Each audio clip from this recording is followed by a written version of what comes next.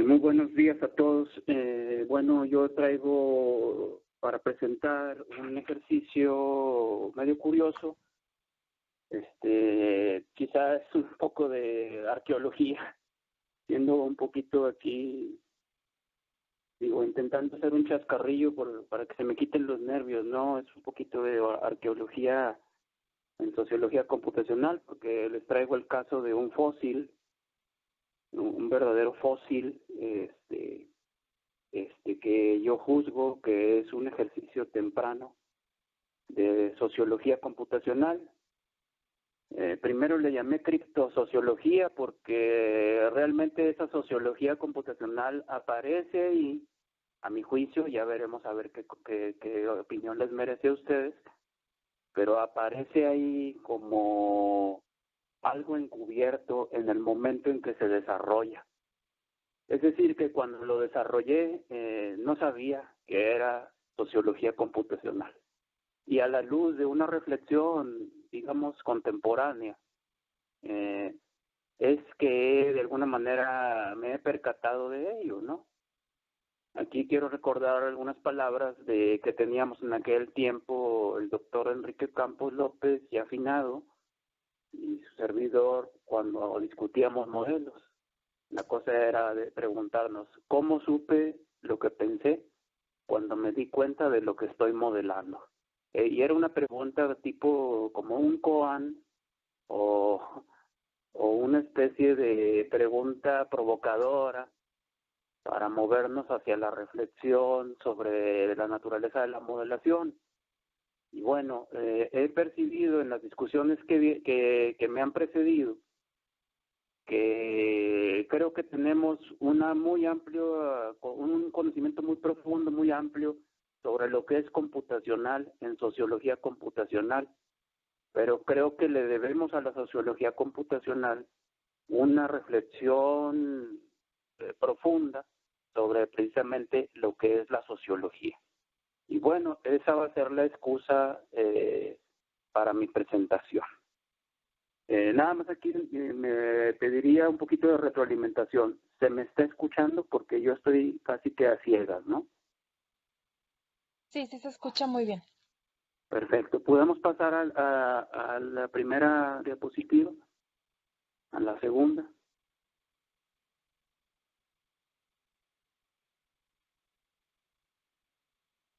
Por favor.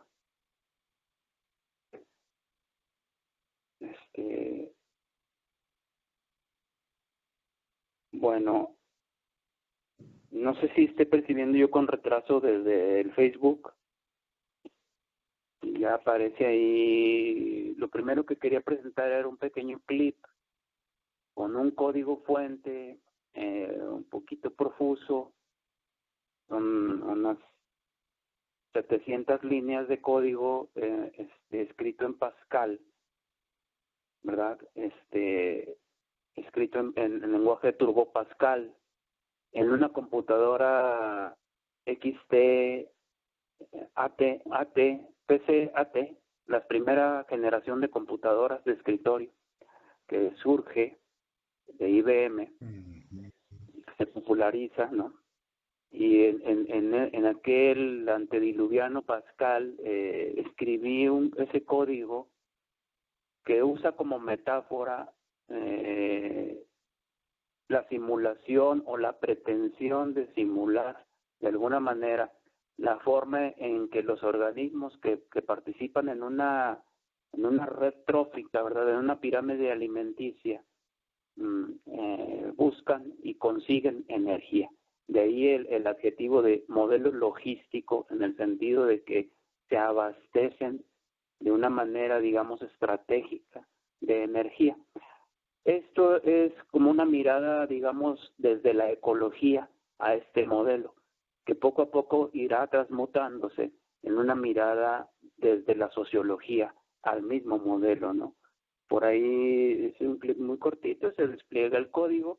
Ese código se escribió en 1992.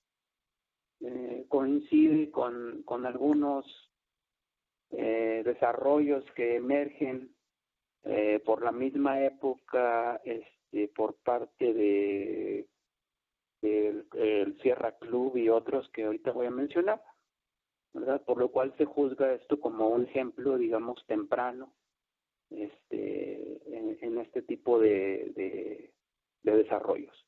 Estoy al tanto, por supuesto, de que este tipo de código, este tipo de modelística está totalmente superado, ¿verdad? Por los lenguajes como los que nos han presentado, por NetLogo y otros desarrollos que hay ya de muy alto nivel.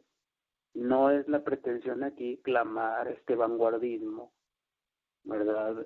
O la autoría de un vanguardismo, sino más bien la excusa va sobre la reflexión sobre cuál es el objeto de la sociología computacional, que es una cosa que a mí, como recién llegado a la sociología computacional, por así decirlo, me llama poderosamente la atención, la reflexión sobre el contenido de la sociología computacional, o básicamente la pregunta muy simple de qué es una sociología computacional, ¿no? Si podemos pasar a la siguiente, entraríamos a una etapa, digamos, descriptiva de lo que fue aquel código, ¿verdad? De qué se trataba ese código o qué es lo que hacía. Ahorita voy a entrar en una mera descripción de aquello, ¿no? El código, por supuesto, está disponible en la plataforma GitHub, en la carpeta GISS Droid ELM, ahí está disponible el código para cualquiera que desee examinarlo a detalle e inclusive que lo quiera echar a correr, ¿no? Por su cuenta. Ahí está ese objeto, es prácticamente un fósil, ¿de acuerdo? No lo juzguen muy duramente. Más bien aquí el interés, repito, va hacia la reflexión sobre sus propiedades emergentes, ¿no? ¿Qué hace este código? Bueno, ocupa dos estructuras. Una estructura le llamé medio T y a otra le llamé medio F. Digamos que el medio T es el espacio en donde... ¿Me permites un poco? Steve, no se ve la diapositiva a la que se refiere Si quiere Luis. pasamos a la siguiente diapositiva después de del clip. En esa, la del siguiente. Por favor. Gracias. A usted. Sí, Listo, Luis. Ya está la de las estructuras. Sí, bueno, tenemos dos estructuras, el medio T y el F. Digamos que el T es el espacio en donde interactúan las entidades que se están simulando esta especie de vida artificial que ocurre, ¿verdad? Es la capa de arriba, el medio T. Ahí tenemos diferentes tipos de entidades. Yo tengo 4 tipos. P simulan, digamos, plantas o productores. H, herbívoros. C, carnívoros. D, depredadores. O sea, esta es una metáfora, digamos, ecológica muy elemental. Se van a simular, digamos, las historias de estas entidades. Y por otro lado, hay una segunda capa y esto le confiere características muy interesantes al modelo. Hay una segunda capa que se llama medio F, interpretémosla como medio físico, en donde digamos que se simula la fertilidad o la aridez o la dificultad para sustentar la vida, esa vida artificial. ¿Sí? Y adicionalmente hay un grupo de parámetros, digamos, reguladores operacionales, una especie de sistema hormonal, por continuar aquí con una metáfora biológica, que permite justamente controlar hasta cierto punto, digamos, qué tanto se expande aquel ecosistema, si se permite el término, aquel ecosistema en su espacio. ¿Por qué? Porque en las reflexiones sobre sociología y sobre ecología está presente el espacio, ¿sí? aunque casi nunca hay una reflexión explícita sobre el espacio. Se simula o se interesa mucho en el devenir de las entidades, ¿verdad? Pero poco aparece en la reflexión, según he visto, lo que es el espacio. Y creo que es una parte que habría que también retomar en una sociología computacional. Entonces, se están simulando las interacciones entre esas dos capas. Bueno, hay dos fases aquí, ¿verdad? En una primera fase, me parece que es la siguiente diapositiva. En una primera fase tendríamos las relaciones de vida artificial que se dan entre las entidades que viven, valga la redundancia, en el medio T.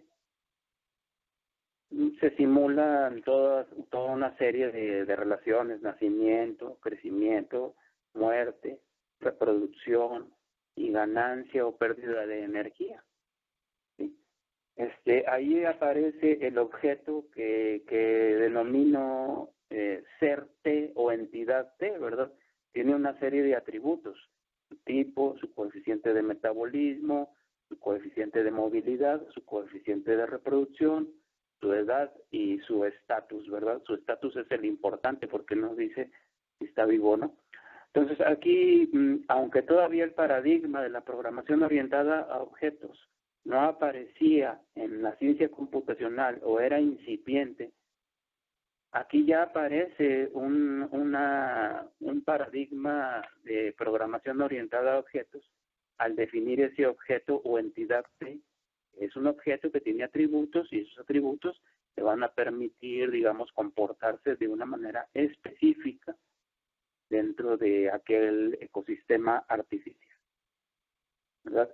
Si me da la siguiente pantalla, por favor, también podríamos ver cierta, digamos, consola o tablero en donde se hacen explícitas los valores numéricos de los atributos de esas entidades. Si me da la siguiente pantalla, por favor. Sí, ahí vemos, ¿verdad?, cómo esos atributos se definen específicamente, numéricamente, para cada una de esas entidades que describí, sin pretender caer en una calibración o cuantificación contrastable con lo que pudiéramos llamar realidad objetiva, ¿verdad? Aquí ya vamos a empezar a sacar chispas con esos juicios de valor sobre lo que es la realidad, ¿no? Acá no había esa pretensión. Aquí el modelo más bien iba sobre los aspectos ilustrativos, ¿verdad? Recuerdo por ahí una definición de los fines de la modelación, ¿verdad? Predecir, describir o entender, y también a la vez descubrir relaciones insospechadas, ¿no? En Lowe y Kelton, ¿no? Uno de los modeladores duros, ¿no? Lowe, Kelton y Kelton, aparece esta definición, pero aquí no había esa pretensión, ¿verdad? Y luego en la diapositiva que tenemos ahorita en pantalla aparecen por ahí los reguladores, ¿no? Cuánta luz entra, cuánta energía inicial se le da a cada entidad que nace en el sistema, qué tan frecuentemente se retroalimentan las dos capas, ¿verdad? Y ciertos valores críticos que, digamos, nos permiten ajustar el signo, y es suma o resta de la energía entre las entidades, lo que le llamo bondad crítica y abundancia crítica, y que resultan ser cruciales para que el comportamiento que le denominé logístico en términos de una búsqueda de energía se convierta logístico en términos de exhibir, digamos, una curva sigmoide o en forma de S a la hora de presentarse como números de población en un análisis matemático. O sea, el modelo logístico resulta ser logístico, ¿no? En términos matemáticos, en términos de isomorfías o homeomorfismos, si se admite el término, matemáticos, ¿no? Entonces le viene además al modelo bien su denominación como logístico en un doble sentido. Logístico en términos de que buscan la energía de una manera, digamos, conveniente a sí mismos, y logístico en términos de que matemáticamente asumen un comportamiento de crecimiento sigmoidal, o sea que hay dos fases, una de crecimiento exponencial y luego un cambio en esa dirección de crecimiento al acercarse a la saturación del sistema. Por supuesto, este sistema es bien limitado. Recordemos que se hizo en una computadora primitiva, entonces está limitado a 1000 celdas, una malla de 50 por 20, en donde ocurre este devenir histórico de nuestras entidades, ¿no? Y a su vez la retroalimentación con el medio físico. Si me dan la siguiente diapositiva, por favor. Aparecería por ahí la fase 1, que es la interacción entre las diferentes entidades que habitan en el medio T, y que esa interacción es modulada por las propiedades que existen en el medio F y el sistema de reguladores H, ¿sí? Digo, aquí el interés no es tanto ir sobre, digamos, los recovecos lógico-computacionales que hay en el sistema. Esos se pueden mirar examinando detenidamente el código. Interesa ir hacia la reflexión. En una primera fase, digamos, se modela el devenir en el medio T, las interacciones entre las diferentes entidades que aparecen en el medio T. Y en la siguiente diapositiva, si me dan por favor la siguiente diapositiva, sería la fase 2, en donde hay una retroalimentación desde el medio T hacia el medio F para recalcular los valores del medio F en función de lo que orgánicamente o sistémicamente o complejamente ocurre en la capa superior. Esa sería la fase 2, ¿sí? En la siguiente diapositiva, ¿no? Sí, o sea, viene ahora una retroalimentación de arriba hacia abajo, en donde el área, permite, a través de una ley de promedio de promedios, recalcular lo que ocurre en la capa F, ¿sí? En función de lo que pasó en las interacciones en el medio T. O sea, no es propiamente una fórmula que ocurre en el medio F, sino que digamos que se retroalimenta el historial de T en términos de lo que ocurrió, se retroalimenta el valor de F en términos del historial de T. Si me permiten un minuto, ahí vamos a ver una corrida de la simulación. Si activan el video, por favor, para poder observar ahí una sensación de lo que aparecería en pantalla.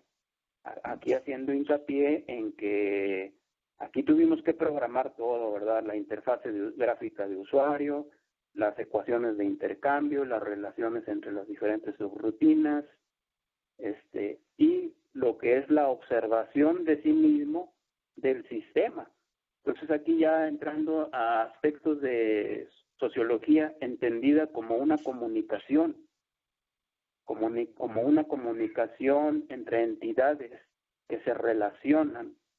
Y aquí ya empieza a aparecer la reflexión de corte sociológico y no tanto ya ecológico del sistema, sino avanzando más hacia una metáfora de orden sociológico.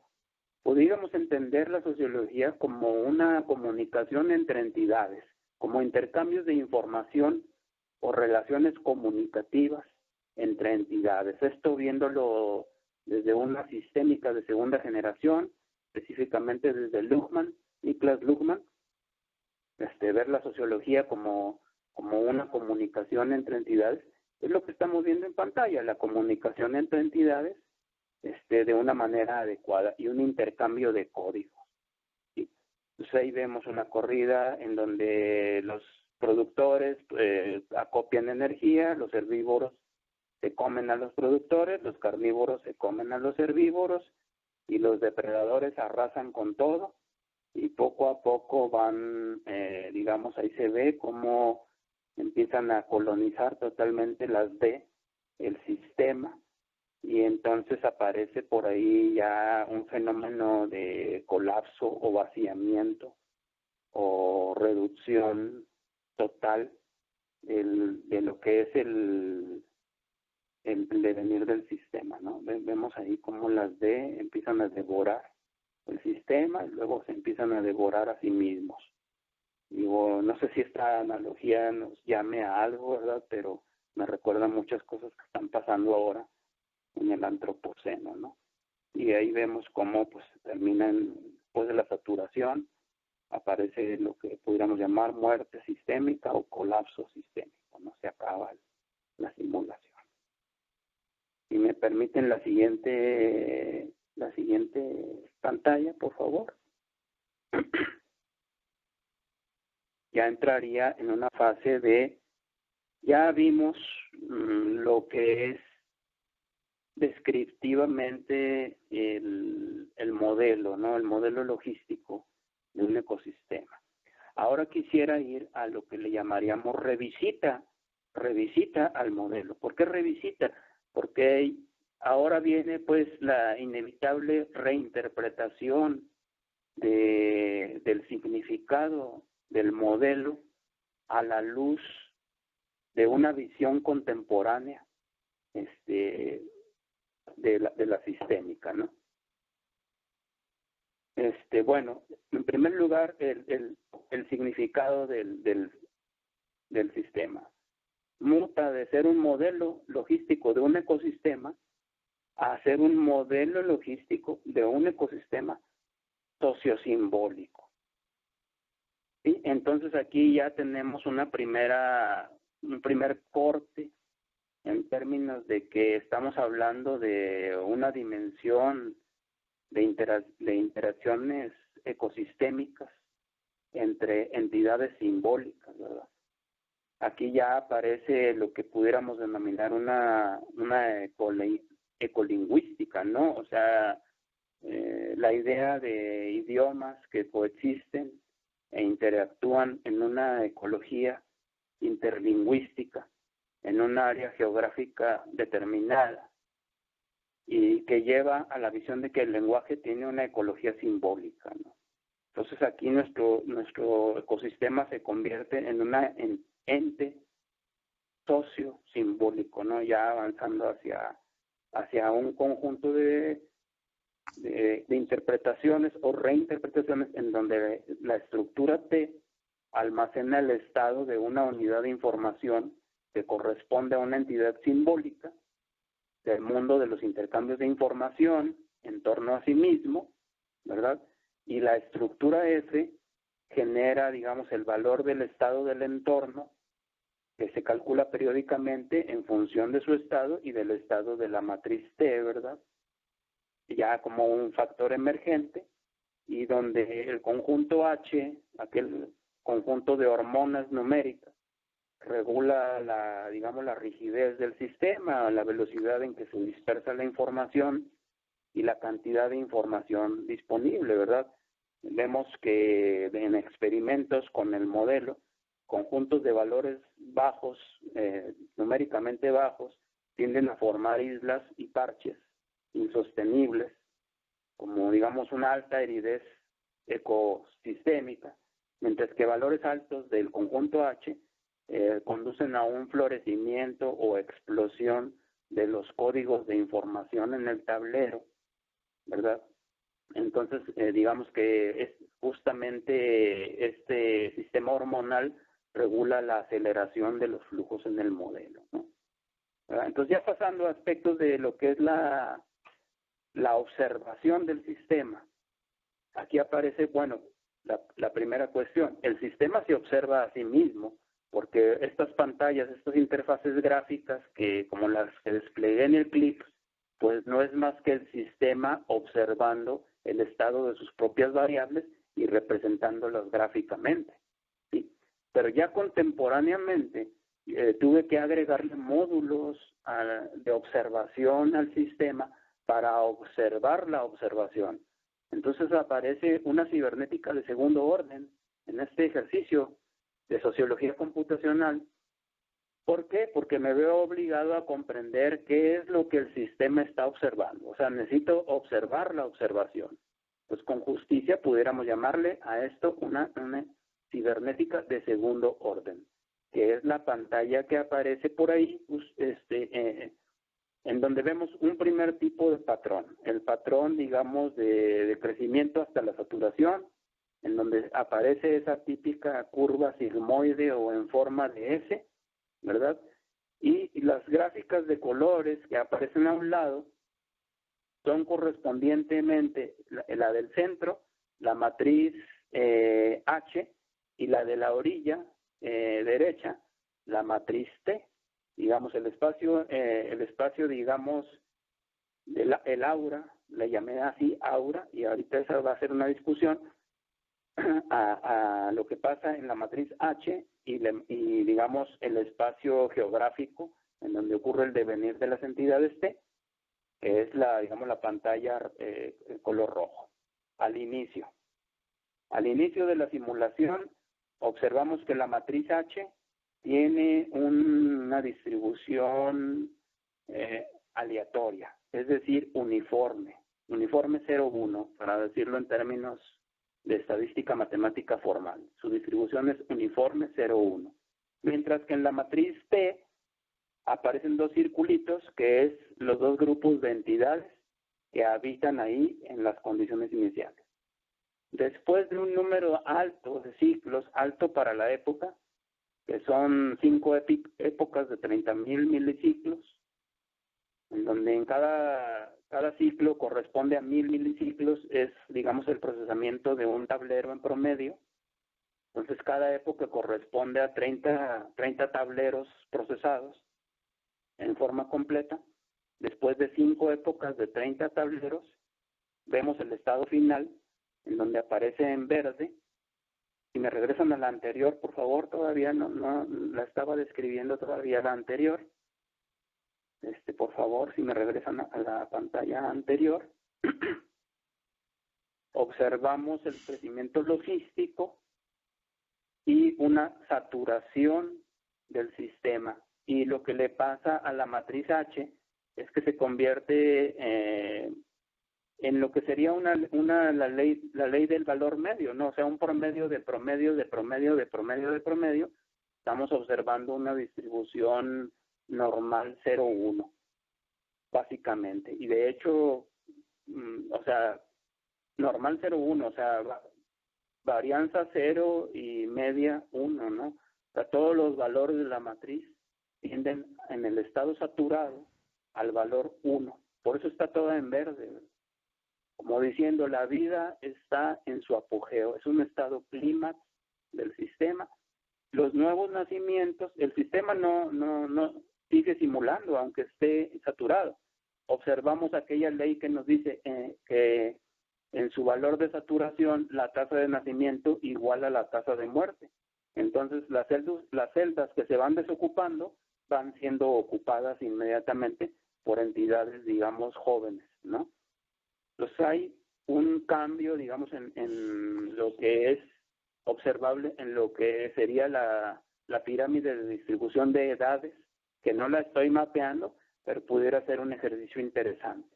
Ahora sí, si nos vamos a la siguiente pantalla, vamos a observar un segundo patrón típico que aparece en este sociosistema simbólico que tenemos bajo análisis, ¿verdad? Lo que se ha dado en llamar una red trofoláxica lingüística, ¿no? Aquí este es un término bien curioso, ¿no? Que saca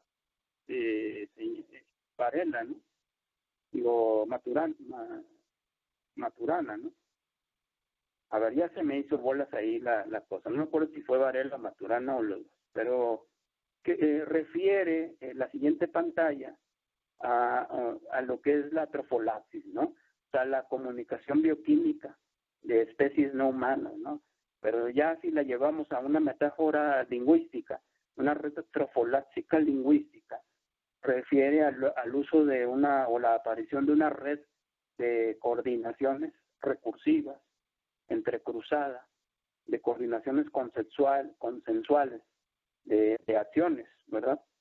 Es decir, empieza a haber una comunicación entre las entidades de códigos de información, que si lo interpretamos desde una metáfora, digamos, puramente ecológica, sería aquel comportamiento clásico definido por Lotka y Volterra, ¿no? Para ecuaciones diferenciales que representan especies competitivas, ¿no? Cuando la población de plantas crece, crece la población de herbívoros. Crece la población de herbívoros, se comen todas las plantas, entonces baja la población de plantas, por lo tanto baja la población de herbívoros, ¿verdad? Al crecer la población de herbívoros, crece la población de carnívoros, al decrecer la de herbívoros, decrece la de carnívoros, etcétera, ¿no? Son las curvas que aparecen ahí y ya entonces vemos distribuciones diferentes en las matrices, ¿no? La matriz inicial H aparece nuevamente como una distribución uniforme 0,1, pero a lo largo del devenir de la historia de este sistema, en la matriz H empieza a aparecer el patrón áurico, o el patrón, digamos, de interacciones sistémicas, ya orgánicamente reflejadas en el medio, ¿no? No propiamente las literales, el devenir de las entidades, sino el efecto sistémico o total, el efecto complejo en el medio, en el espacio, ¿sí? Como llegando a decir, bueno, la vida promueve la vida, ¿no? Es como a través de una metáfora, ¿no? Y nos vamos a la siguiente diapositiva, por favor, abonándole un poquito aquí a la revisita. Pudiéramos decir que en la primera pantalla de la curva sigmoide teníamos una comunidad de emisores de información. En la segunda tenemos una comunidad interactuante de emisores, receptores y sujetos informados. Estos vendrían siendo los depredadores, ¿no? Los últimos en la cadenita de receptores. Quizá los científicos que se encargan de modelizar esto vienen siendo esos depredadores, discúlpenme la metáfora. Y luego, ¿qué pasa? Pues se comen entre sí mismos, ¿no? O sea, ya cuando no nos logramos entender como comunidad científica, la comunicación se interrumpe, ¿no? Y con eso se interrumpe lo que yo llamaría una sociología, entendiendo la sociología como un conjunto de interacciones comunicativas. Por eso les decía que en sociología computacional tenemos una deuda todavía con la reflexión acerca de lo que es la sociología, no tanto lo que es la computación, sino sobre lo que es una sociología, ¿no?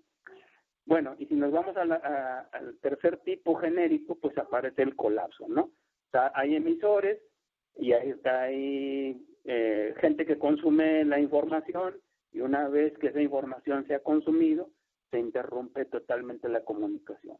¿Y qué observamos? Pues que la matriz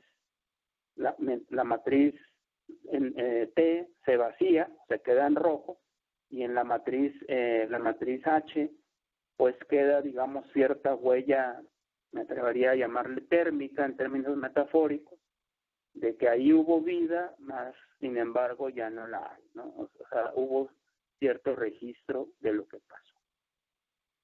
Bueno, eso es básicamente una revisita o una reinterpretación del modelo logístico, ¿verdad? En términos de un modelo sociosimbólico.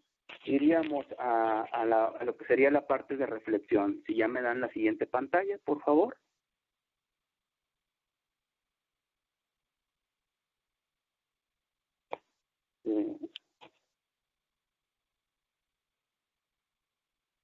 Si me pueden pueden ir a la siguiente pantalla, entraríamos a la parte de las reflexiones preliminares, ¿no? Pues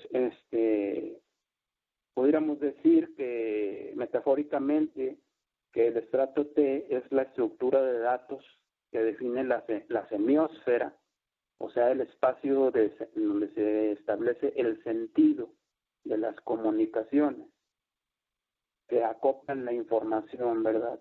Mientras que el estrato F, ¿verdad?, del medio físico es la red de nodos que censa la condición global del estrato T después de muchos intercambios y que pasa por ser el medio o entorno del sistema sociosimbólico de interrelaciones, ¿verdad?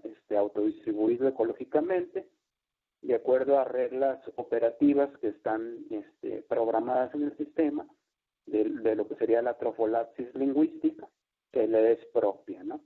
Y en ese sentido F pasa por ser un mapeo de la condición T. Aquí la pregunta ¿es esto el aura de un sistema? Aquí lo interesante es que el valor de T no se actualiza paramétricamente, sino a través de un proceso de simulación de las interacciones, ¿no? ¿Verdad? Aquí el concepto de semiósfera corresponde a una evaluación del estatus del medio o la huella sobre el entorno, ¿verdad? Lo que se observa al observar F, ¿verdad? Viene siendo, como es una distribución probabilística, o sea, son valores 0, 1, pues lo podríamos interpretar como la probabilidad de comunicación con sentido. O sea, emerge lo que pudiéramos llamar el sentido. En cada celda del autómata, producto de las interacciones que ocurren a cierta velocidad en el espacio de símbolos, ¿no? Y bueno, se observa ahí cómo muta de la distribución uniforme a una distribución, digamos, normalizada, ¿no? Entonces hay una especie de morfogénesis del aura, ¿verdad? Luego, en torno a la cuestión sobre el aura, ¿verdad? O que aparece primero como una entidad fantasmal, es decir, los gérmenes de los procesos se originan en el estrato simbólico, pero se materializan, ahora sí ya propiamente, en la semiósfera, ¿no? Aquí entonces la cosa es del sentido.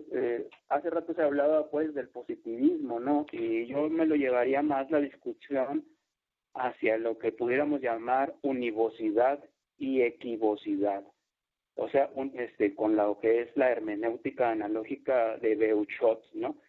¿Por qué? Porque en sociología no creo que sea posible hablar de una verdad absoluta unívoca. Tendríamos que hablar de muchas verdades admisibles o equívocas. Y aquí el reto sería, ¿y cómo no caigo en un relativismo en donde si todo es válido, nada es válido, ¿no?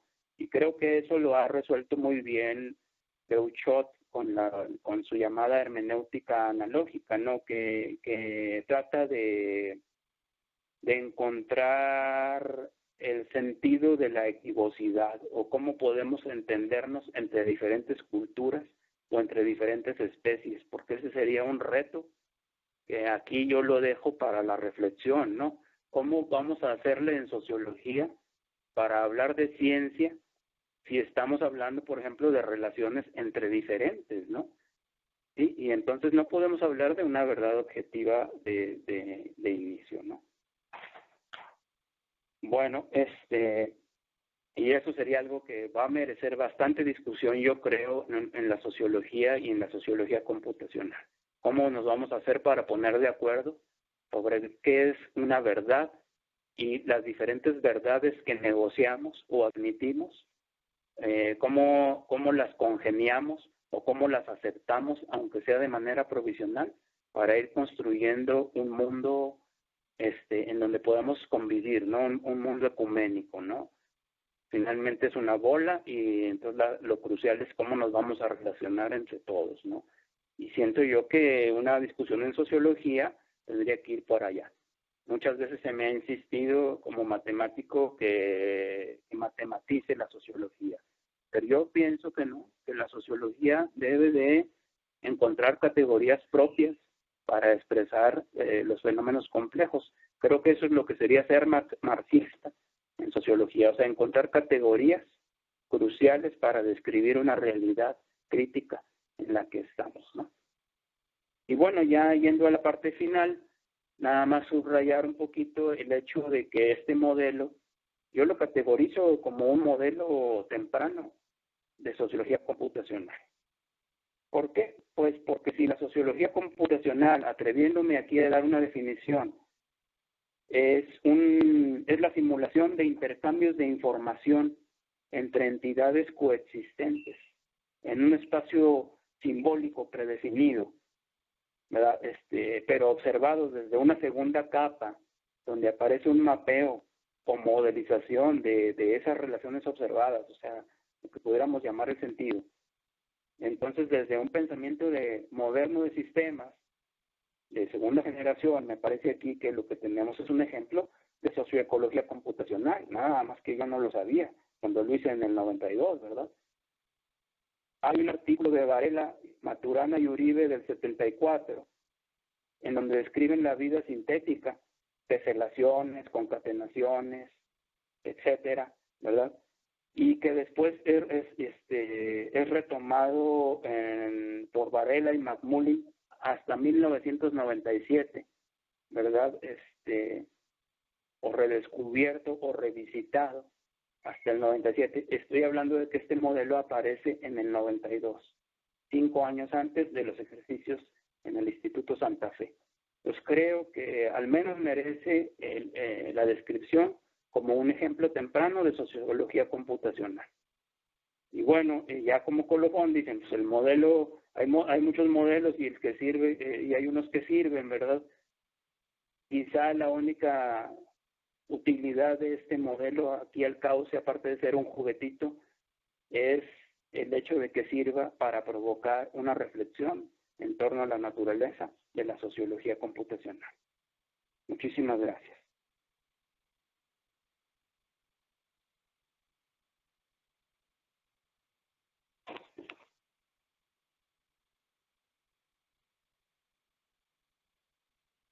Hola, yo con esto concluyo.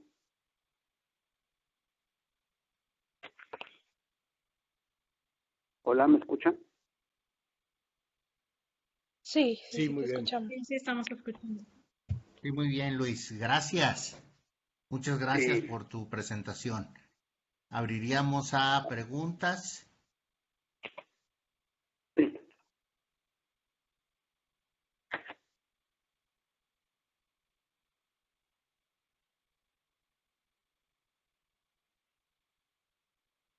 Adelante, Leonardo. Gracias, Norma. Bueno, interesantísimo, Luis. Muchísimas gracias por compartir este trabajo muy provocador. Empiezo por dos preguntas puntuales de cosas que no entendí o me perdí, para que nos las aclares o me las aclares a mí por lo menos, y dos comentarios también puntuales. Uno es esa dimensión de lo que hablas de lo sociosimbólico. No terminé de entender dónde estaba esa capa de lo simbólico, si tiene que ver con algo intrínseco al modelo y a cómo se desarrolla la simulación o a nuestra interpretación del mismo. Eh, Eso por un lado. Y después, bueno, vinculado a eso también la cuestión cuando mencionaste el modelo, que sería un modelo de la cibernética del segundo orden, de que lo que se trata es de observar a la observación. Ahí a mí también se me presentó la misma duda, si hablabas de esa cibernética de segundo orden, de la observación como algo intrínseco al modelo, es decir, interior a la propia simulación, o a la relación de nosotros como observadores modelizadores en relación al modelo construido. Disculpa si no lo capturé bien, pero me parece que son puntos importantes de tu argumento y yo sinceramente no lo logré comprender del todo. Eso por las preguntas puntuales y los comentarios. Simplemente felicitarte. Me gustaría que después nos envíes el link ese al documento original del modelo del 92. Me interesaría leerlo porque sin duda es un trabajo pionero en sociología computacional. Algunas de estas cosas las hemos hablado con Antonio y con Jorge en esta cuestión de examinar el campo y la historia de la sociología computacional tenemos que pensar también en los aportes pioneros que se han hecho desde América Latina, incluso antes de la cristalización, de la institucionalización, digamos así, de la sociología computacional en el mundo europeo anglosajón. Y simplemente para darle todavía más relevancia y peso a tu trabajo, pensemos que uno de los textos fundadores de la sociología computacional es el texto de Gilbert y Doran del año 94, Simulating Societies, y del año 95 de Gilbert y Conte, The Computer Simulation de Social Life. Y estamos hablando de un trabajo que tiene por lo menos 2, 3 o 4 años antes de esto. Y ni que hablar de de la fundación de la Sociedad Europea de Simulación Social, que creo que es del año 98. Así que bueno, enhorabuena Luis por este trabajo pionero. Y en esa línea creo que hay que recorrer para atrás e historizar los aportes pioneros de los 80, incluso de los años 60 y 70, tanto de América Latina, por ejemplo, el trabajo de Warshawski con modelos matemáticos se me venía a la mente, como de Coleman y Budom sobre el uso de modelos computacionales en ciencias sociales, e incluso los trabajos de James Doran sobre la simulación del colapso de la civilización maya. Pero bueno, todas cosas para articular y relacionar. Gracias, Luis.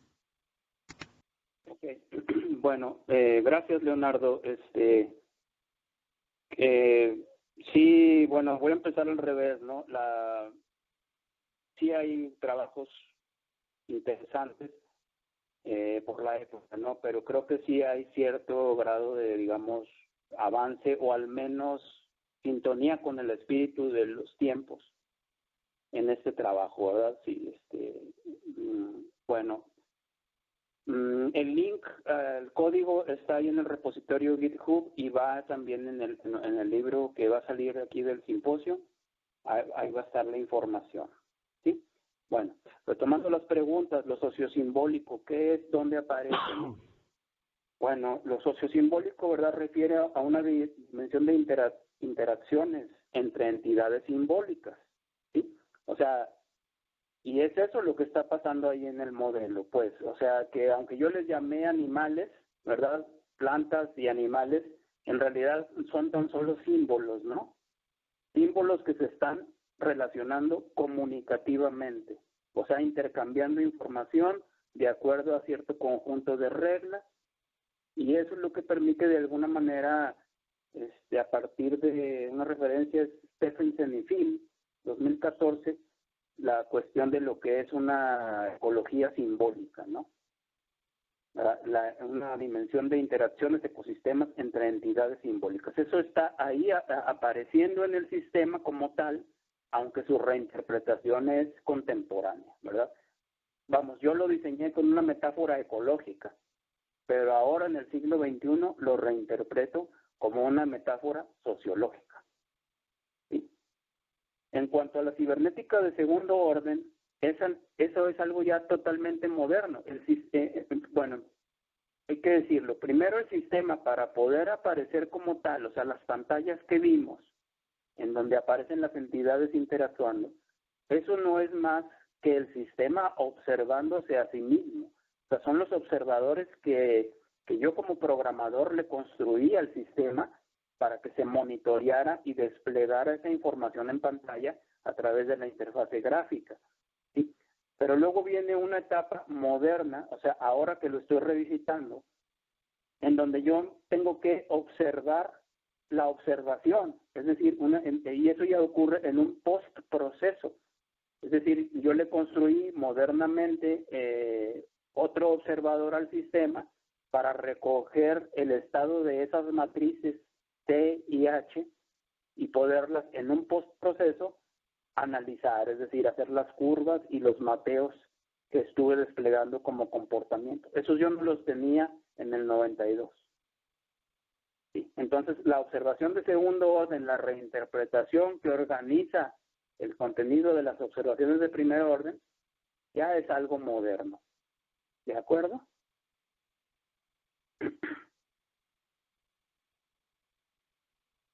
Espero haber contestado tus cuestiones, Leonardo.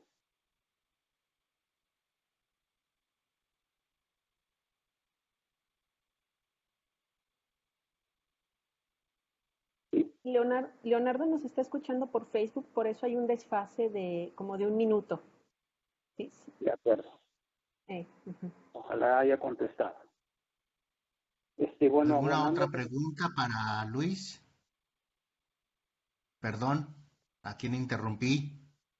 yo iba a abonarle un poquito ahí sobre el aspecto sociosimbólico, ¿no? Quizá merece más explicación.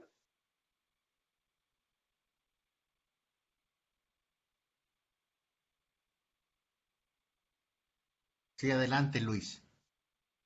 Bueno, más que nada, insistir, ¿verdad?, en que desde Luhmann inclusive desde Maturana, una sociología tiene que ver mucho con lo que son las comunicaciones entre entidades interactuantes, ¿no?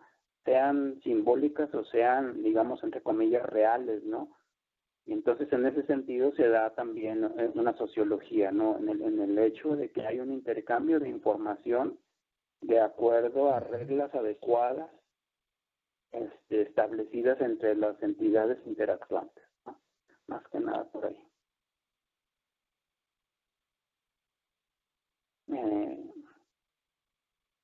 Y sigo atento Ok. a preguntas.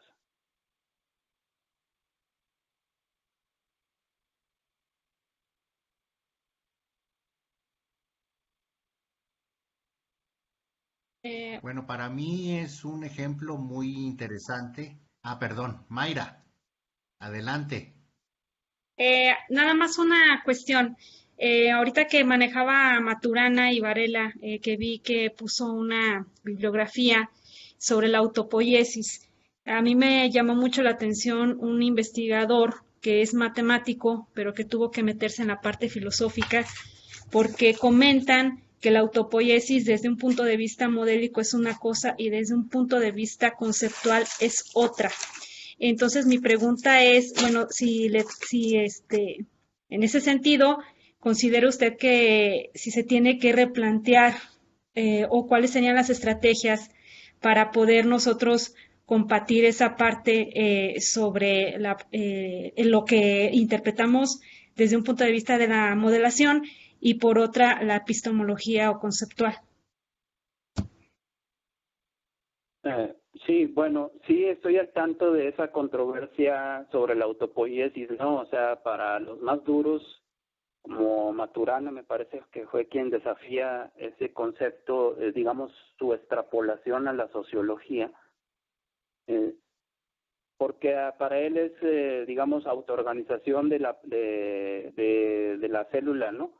Pero la autopoiesis también aparece en los sistemas comunicativos de Luhmann, ¿no? En la sociología de Luhmann está perfectamente, digamos, clarificado o retomado y analizado el término autopoiesis en términos de cómo las comunicaciones de los sistemas sociales se autoorganizan, ¿sí? Entonces sí, la autopoiesis es uno, digamos, de los conceptos que vamos a tener que, digamos, que retomar para entenderlo y clarificarlo y profundizarlo en términos de nuestro sistema. O sea, los sistemas de códigos, ¿cómo se producen? Cuando un antropólogo entra en contacto con una tribu en donde no hay referentes o una línea base de cultura, ¿cómo se establece o se podría establecer una comunicación o una sociología inclusive, ¿no? En el hecho de que cómo vamos a convivir, ¿no? Quizá por ahí está la explicación de por qué han chocado las culturas en términos de que la más avanzada generalmente destruye a la menos avanzada, ¿no?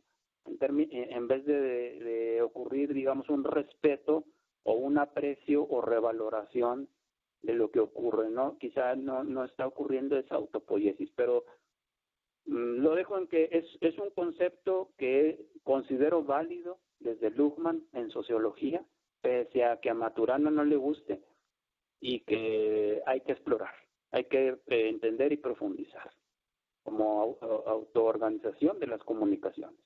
Simplemente aquí nosotros nos estamos poniendo de acuerdo sobre una base teórica, ¿no? En términos reflexivos, ¿no? ¿Qué está ocurriendo? La autopoiesis de la comunicación, ¿sí? O sea, la autoorganización de la comunicación. Ok. Gracias, muy amable. Felicidades, excelente. Bueno, todas, de hecho, todas las ponencias ahorita excelentes. Gracias. Gracias.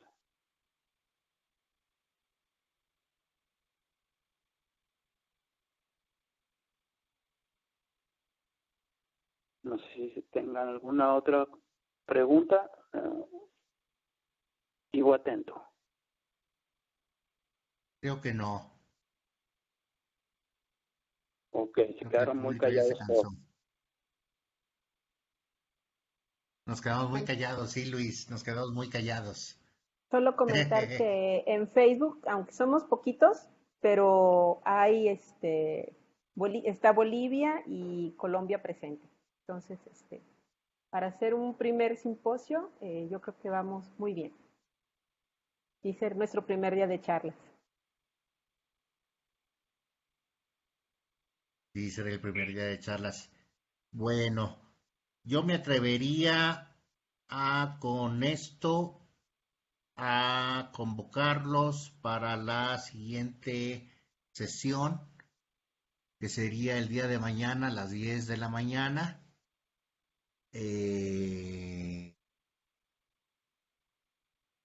Comenzaríamos con, permítanme, el doctor Leonardo Rodríguez Oya a las 10 de la mañana, 12 de la tarde en Argentina. Yo me atrevería a hacer una pequeña conclusión de trabajos del día de hoy. Me parecieron los tres sumamente provocativos, como dice Leonardo. Creo que sí, como dice Luis, le debemos los que practicamos o queremos practicar la sociología computacional una reflexión mucho más seria, profunda y sustentada sociológica a lo que vendría siendo nuestros modelos, nuestras contribuciones dentro de lo que sería la sociología en sí. Si bien tenemos muy claro que nuestros objetos de estudio son, al final de cuentas, entidades que obedecen a un proceso sociopolítico o socioeconómico, creo que reflexiones como las de Luis, de la observación del observado y la observación del observante, son muy interesantes en el sentido de la sociología contemporánea. Creo que podemos abonar con estos trabajos muy bien a lo que vendría siendo una reflexión colectiva de lo que vendría siendo nuestro objeto de estudio o nuestros objetos de estudio. Yo no quisiera que esta discusión terminara el día de hoy. Los invitaría a que el último día pudiéramos tener una reflexión colectiva terminando los trabajos con respecto a la naturaleza concreta de lo que vendría siendo la sociología computacional. Creo que Luis ya aventajó una definición, la cual pues es sumamente interesante y creo que puede ser bastante fructífera en términos de la reflexión colectiva. Les agradezco a todos su presencia el día de hoy en esta primera sesión del simposio, del primer simposio virtual iberoamericano de sociología computacional. Les agradezco su presencia a todos y cada uno de ustedes. Y con esto daríamos por terminada la sesión del día de hoy. Los invitamos a que el día de mañana a las 10 de la mañana nos conectemos de nuevo por la plataforma Blue Jeans, la cual está allí disponible para aquellos que quieran conectarse a través de la plataforma, o bien síganos a través de Facebook Live. Estamos transmitiendo en vivo. Les agradezco a todos y cada uno de los participantes sus ponencias. Les agradezco a todos y cada uno de los oyentes su disposición, su tiempo, sus contribuciones, realimentación, y creo que con esto podemos terminar por hoy la transmisión del día de hoy. Les agradezco a todos una vez más y con esto cerraríamos nuestra sesión.